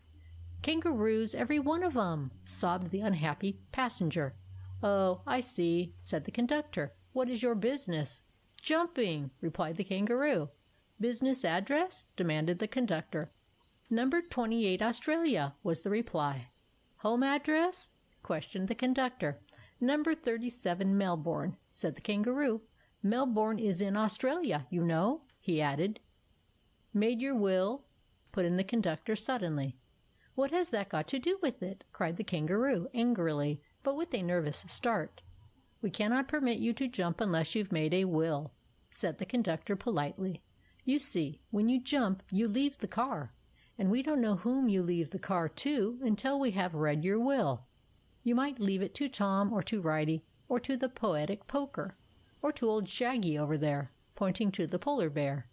"Inasmuch as it's our car, we have a right to know to whom you leave it." "I guess I'll stay where I am," said the kangaroo meekly, very much overcome by the conductor's logic. "That's the answer," returned the conductor. "You seem to be a very sensible sort of kangaroo. Fare, please." And the kangaroo, diving down into his pocket, produced a 5-cent piece, which he handed over to the conductor without further comment. "Anybody else think of jumping off?" asked the conductor pleasantly, turning about and glancing over the other occupants of the car. "I might," said the monkey placidly. "Oh, indeed," said the conductor, walking along the car to where the monkey sat. "You might think of jumping off, eh?" "Yes," said the monkey.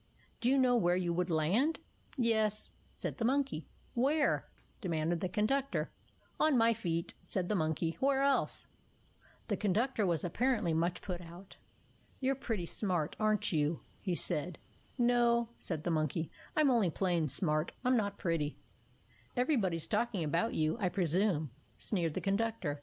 "Not yet, but they will be," returned the monkey with a grin. "When?" demanded the conductor. "When my tale is published," retorted the monkey with a grin. "Humph!" jeered the conductor. "Great tale, that." "No," said the monkey, "not very great, but it has a swing about it."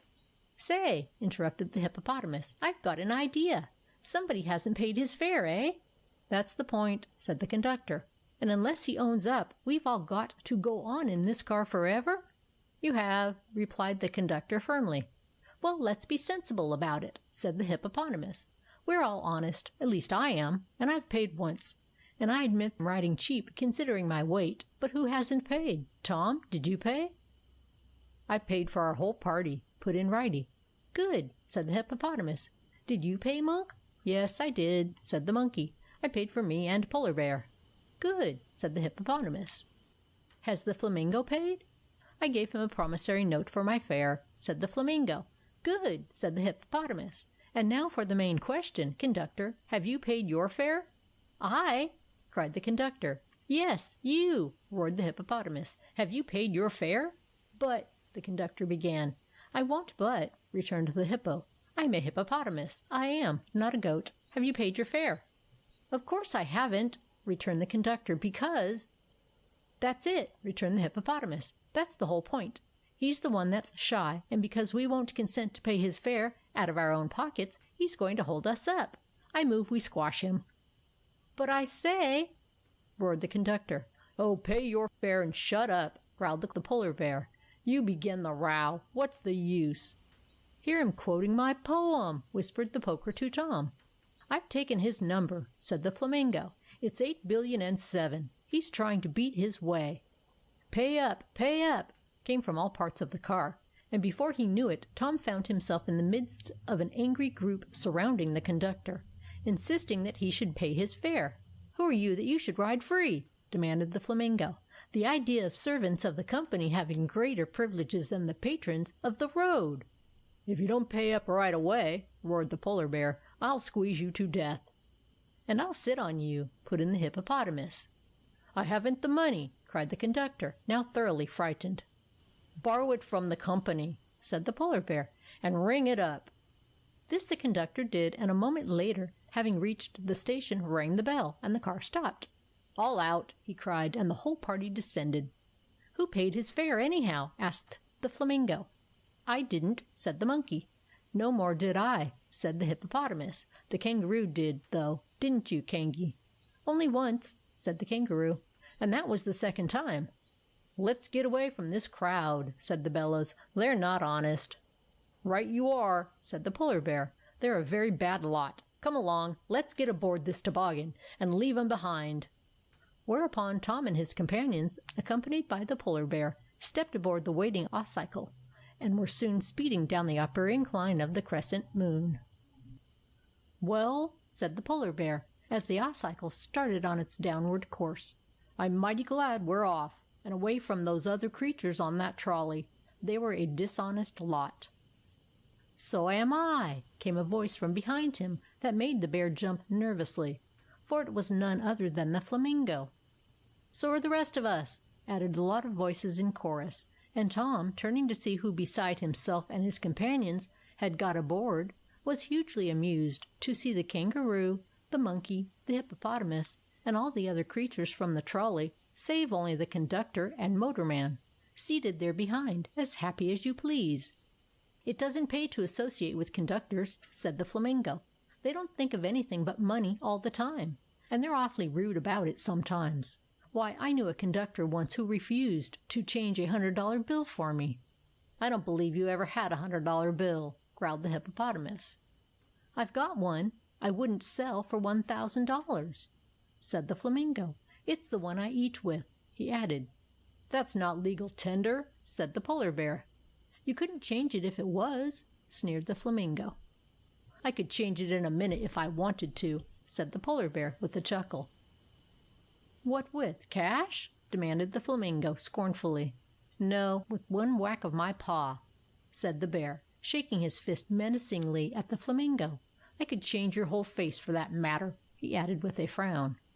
"I was only fooling, Polly, old man," said the flamingo, a trifle worried. "Of course you could, but you wouldn't, would you?" "Not unless I had to," replied the bear. "But gee, aren't we just whizzing along? Are you cold, Tom?" "Yes," said Tom with a shiver, "just a little." "Well, come sit next to me, and I'll let you use my furs. I don't need 'em myself. I'm a pretty warm bear, considering where I come from." "Sit close, gentlemen," cried the man in charge of the ossicle. "We're coming to a thank you, marm. Look out! Look out! Hang together! By Jove, there goes the monkey!" And sure enough, off the monkey flew, as the ossicle crossed the hump in enormous rate of speed. "Hi there, you fellows!" the monkey shrieked as he landed in the soft snow. "Wait a minute! Hi, you! Stop! Wait for me!" "Can't do it!" roared the man in charge. "Can't stop! Going too fast!" "But what am I going to do?" shrieked the monkey excitedly. "Get inside of a snowball and roll down. We'll catch you on the way back," the kangaroo yelled. And as they passed out of hearing of the monkey's voice, no one knew how the little creature took the suggestion. "I'm glad he's gone," said the hippopotamus. "He was a nuisance, and I tell you I had a narrow escape. He had his tail wound around my neck a minute before. He might have yanked me off with him." "Yanked you?" said the old gentleman from Saturn, gazing contemptuously at the hippopotamus. "Bosh! The idea of a 7-pound monkey yanking a 3-ton hippopotamus!" "What?" roared the man in charge. "A what? How much which?" 3 ton, said the old gentleman from Saturn. "That's what he weighs. I know because he stepped on my toe getting off the trolley."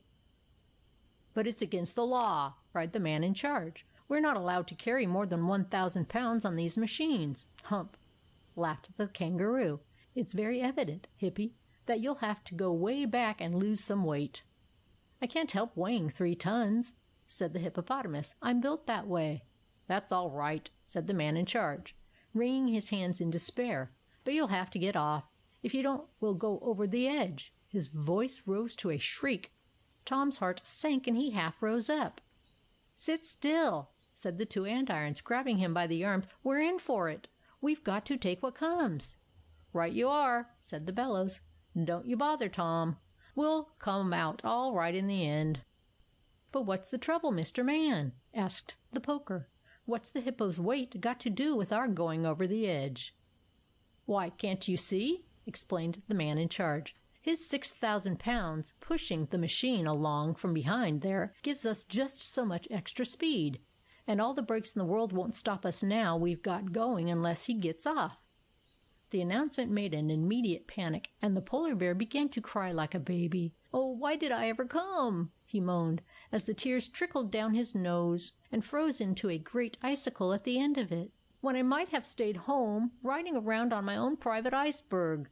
"Stop your whimpering," said the kangaroo. "Brace up and be a man." "I don't want to be a man," blubbered the bear. "I'm satisfied to be a poor, miserable little polar bear." "You've got to jump, Hippy," said the flamingo. "That's all there is about it."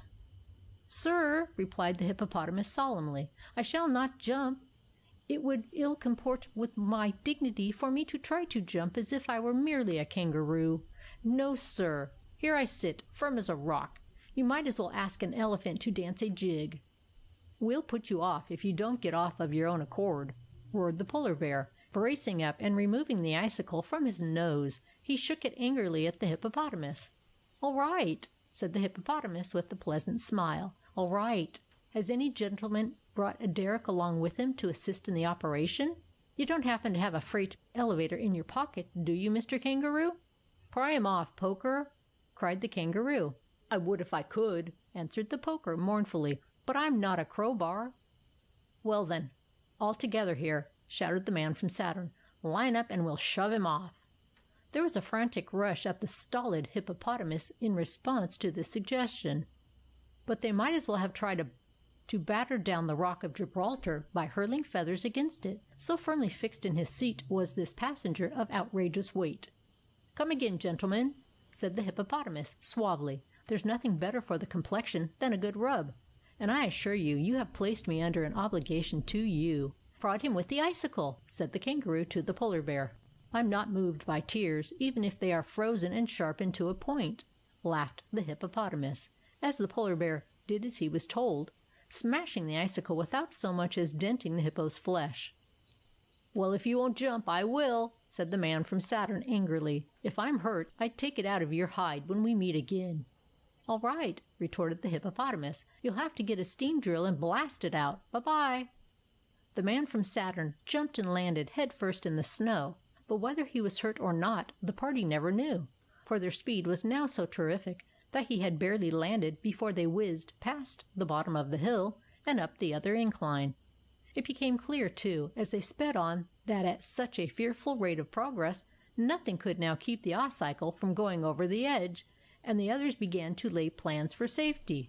"I'm going to jump for a passing trolley cloud the minute we get to the edge," said the kangaroo.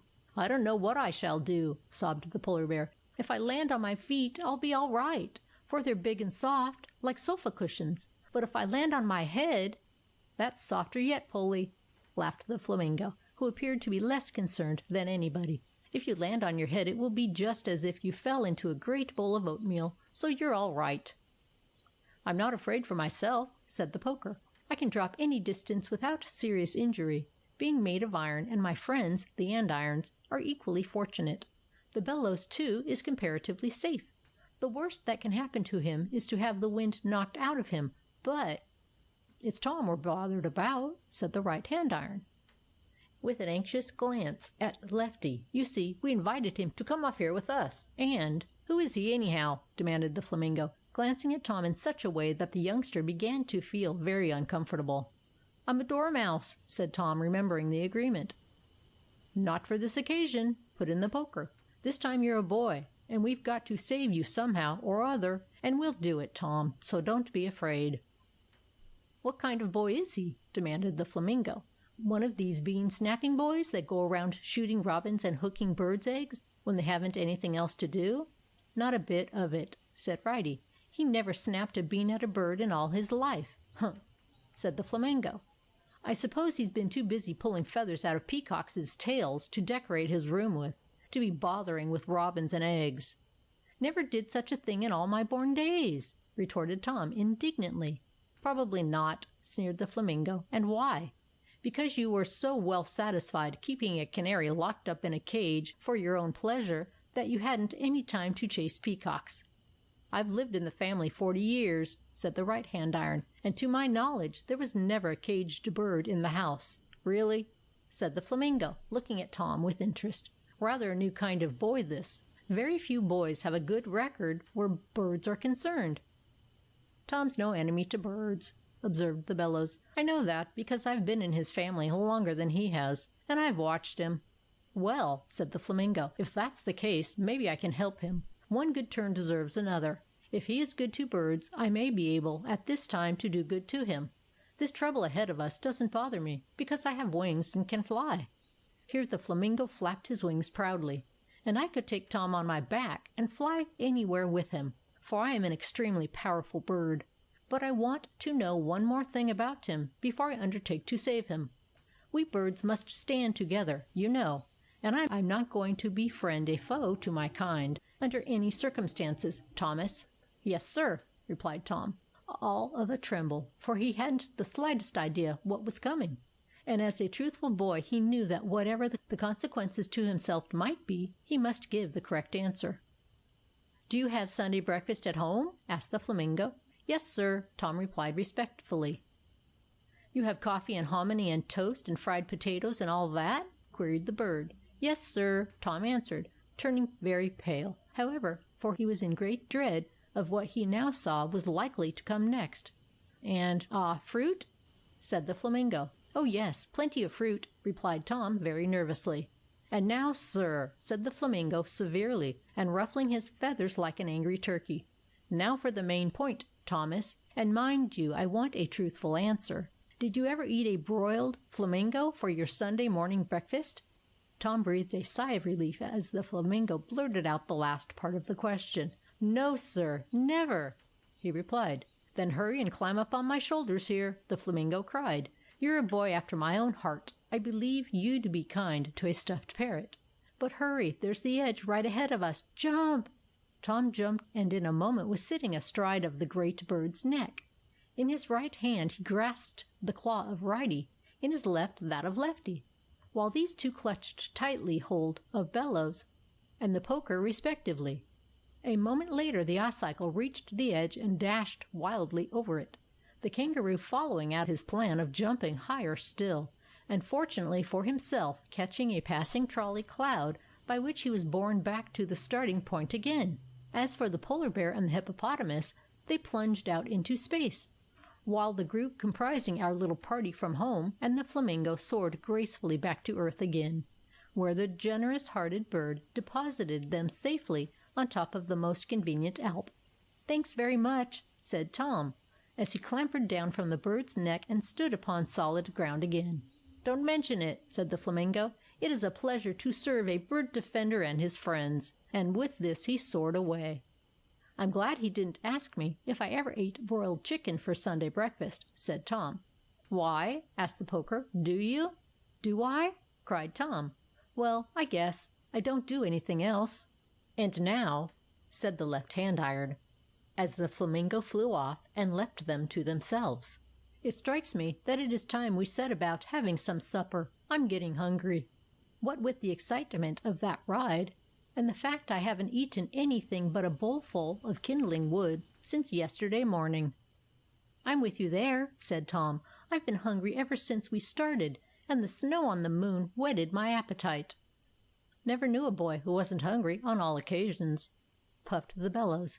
"Fact is, a boy wouldn't be a real boy unless he was hungry. Did you ever know a boy that would confess he'd had enough to eat, Pokey?" "Once," said Poker. "I wrote a poem about him, but I never could get it published. Want to hear it?" "Very much," said Tom. "Well, here goes," said the poker anxiously, and he recited the following lines. THE WONDROUS STRIKE OF SAMMY DYKE.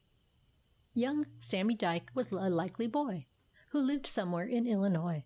His father was a blacksmith, and his ma made pies for all the land. The pies were all so very fine, that folks who sought them stood in line before the shop of Dyke & Co., mid passing rain, in drifting snow, for fear they'd lose the tasty prize of Dyke's new patent homemade pies. One day, alas, poor Mrs. Dyke, who with her pies had made the strike, by overwork fell very ill, and all her orders could not fill. So ill was she could not bake one half the pastry folks would take, and so her loving husband said he'd take her place and cook instead of making horseshoes. Kindly Joe, to help his wife in time of woe, he worked by night, he worked by day, yet worked, alas, in his own way, and made such pies, I've understood, as but a simple blacksmith could. He made them hard as iron bars, he made them tough as trolley cars. He seemed to think a pie's estate was to be used as armor plate, and not a pie would he let go that had not stood the sledge's blow upon the anvil in his sanctum, whence not went out until he spanked 'em. Result, with many a lass and lack, the pies Joe made, they all came back from folks who claimed they could not go, the latest pies of Dyke & Co. And here it was that Sammy came to help his parents in the game. "Can't eat 'em?" cried indignant Joe. "Can't eat 'em? Well, I want to know. Here, Sammy, show these people here how most unjust their plaint, my dear. Come, lad, and eat the luscious pies that I have made and they despise."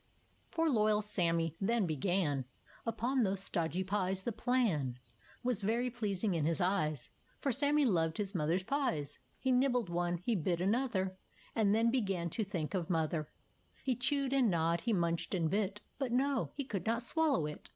And then, poor child, it was so tough, he had to say he'd had enough, though never in the world before was lad who had not wanted more.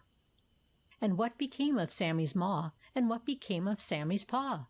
Their profits gone, how could they eke a living good from week to week? They took the recipe for pies that mother made, oh, so wise. Let father make them in his way, in form elliptical, they say. And when the football season came, won fortune great and wondrous fame, beyond the wildest hope and dreams, by selling these to football teams.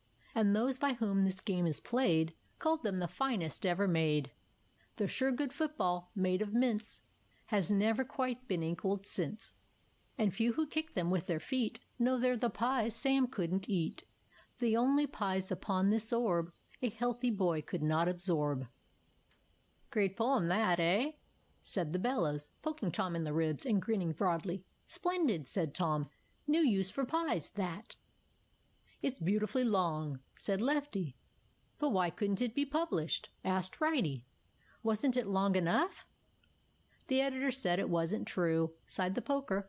"He had 3 boys of his own, you know, and he said there never was a boy who couldn't eat a pie even if it was made of crowbars and rubber, as long as it was pie." "I guess he was right," observed Righty. "I knew a boy once who ate soft coal, just because somebody told him it was rock candy."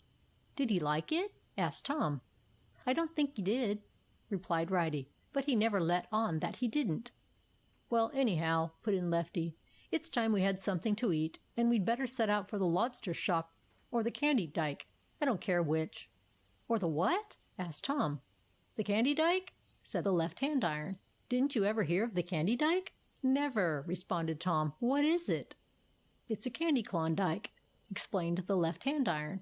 "There are gumdrop mines and marshmallow loads and deposits of chocolate creams beyond the dreams of avarice.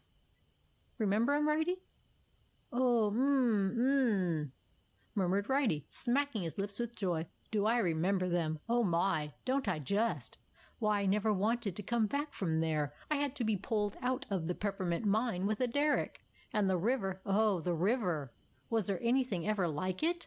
Tom's mouth began to water, he knew not why. "What about the river?" he asked.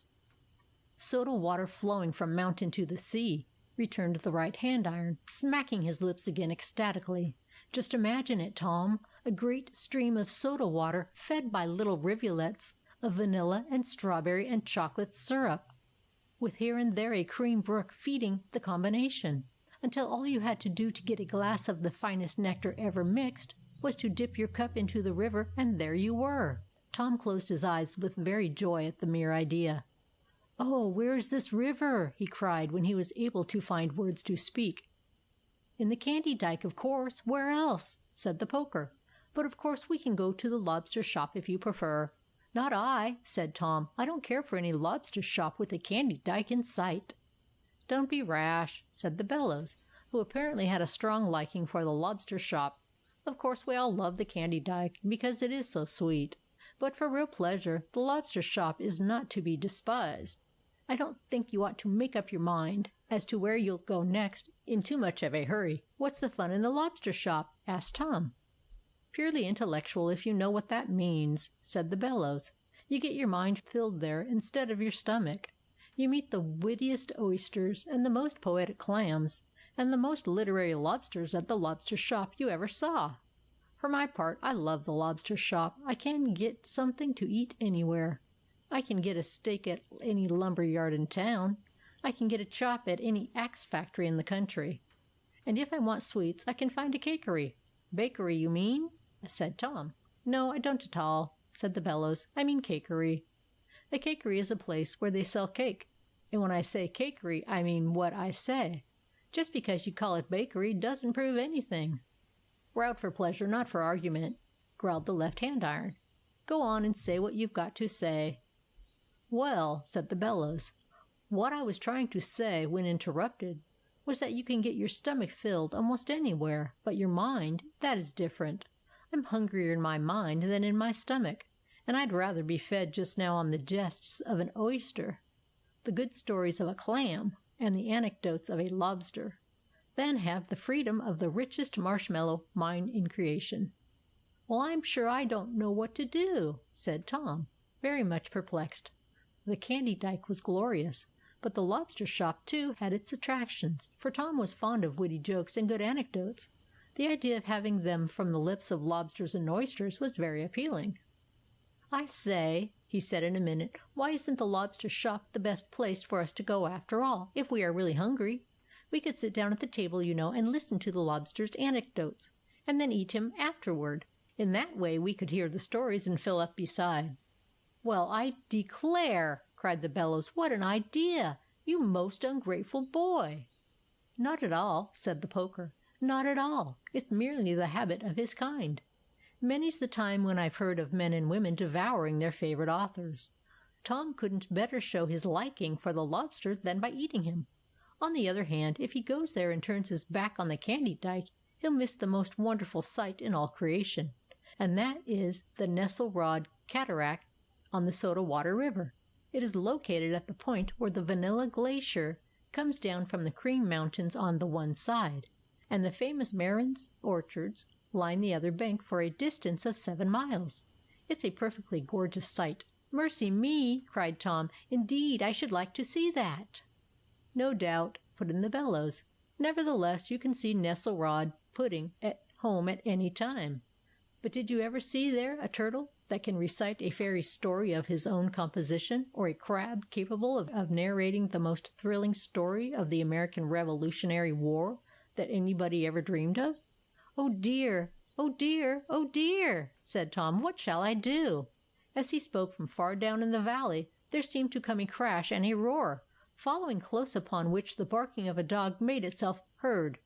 "The ice is slipping!" cried the poker, as the mountain trembled beneath them. "There's going to be an avalanche, and we're on it!" The whole top of the mountain shook as if it had been in an earthquake, and then it began to crash rapidly downward. "Dear me, how annoying!" observed the bellows. "As if we haven't had enough coasting this trip without taking a turn on an avalanche." "But what shall we do?" roared the andirons excitedly. "I never foresaw this." "Slide, I guess," said the poker calmly. "It's all we can do." The barking of the dog approached closer. "Good!" cried Righty, clapping his claws together gleefully, as an idea flashed across his mind. "It's one of those famous St. Bernards. He'll take care of us, Tom. And as for us—" The thunderous roar of the descending avalanche drowned the sounds of Righty's voice, and all that could now serve as a means of conveying their thoughts to each other was the making of wild motions with the hands. The poker stood erect and stiff, looking grimly ahead of him, as if resolved to meet his fate bravely.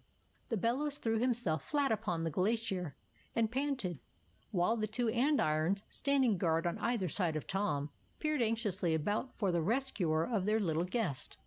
Nor did they look in vain, for in a few moments the huge figure of a St. Bernard appeared below them, rushing with all his might and main to their side. For some reason or other, the St. Bernard seemed to have something familiar about him, but Tom couldn't quite say what it was. "Bow wow wow!" The dog barked gleefully, for this was just the sort of work he most enjoyed. Strangely enough, Tom seemed to understand dog language for the first time in his life, for the bark said to him as plainly as you please, "Climb on my back, sonny, and I'll have you out of this in a jiffy." The lad lost not a moment in obeying. Aided by the affectionate boosts of the andirons, he soon found himself lying face downward upon the broad, shaggy back of the faithful beast. He closed his eyes to shut out the blinding snow for a moment, and then Tom sat up and rubbed them, for there was no snow, no avalanche, no Alp, no St. Bernard dog in sight, only a friendly pair of andirons staring fixedly at him out of the fireplace of his father's library, the poker standing like a grenadier at one side, and the bellows hanging from a brass-headed nail on the other. Beside these, lying on the rug next to him, his head cocked to one side, his eyes fixed intently upon Tom's face, and his tail wagging furiously, was Jeffy, not a St. Bernard, but a shaggy little Scotch terrier.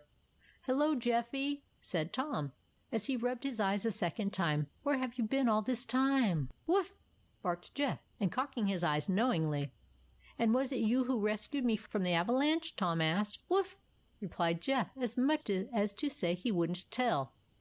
"Well, it was mighty good of you if you did, Jeffy," Tom said gratefully. "Only I wish you could have taken me to the candy dyke or the lobster shop instead of straight home.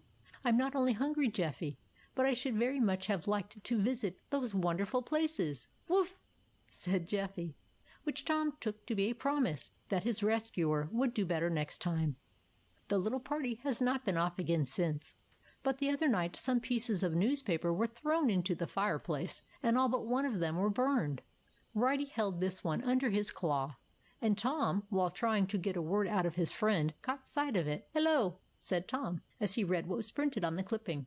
"The astronomers at the Lick Observatory have discovered a new constellation in the southeast heavens. It is of huge dimensions, and resembles in its outlines the figure of a rhinoceros, or some such pachydermatous creature." "Well, I never!" he cried as he read. "I say, Righty, do you believe that's the old hippopotamus?" And Righty never said a word, but the look in his eye indicated that he thought there was something in the notion.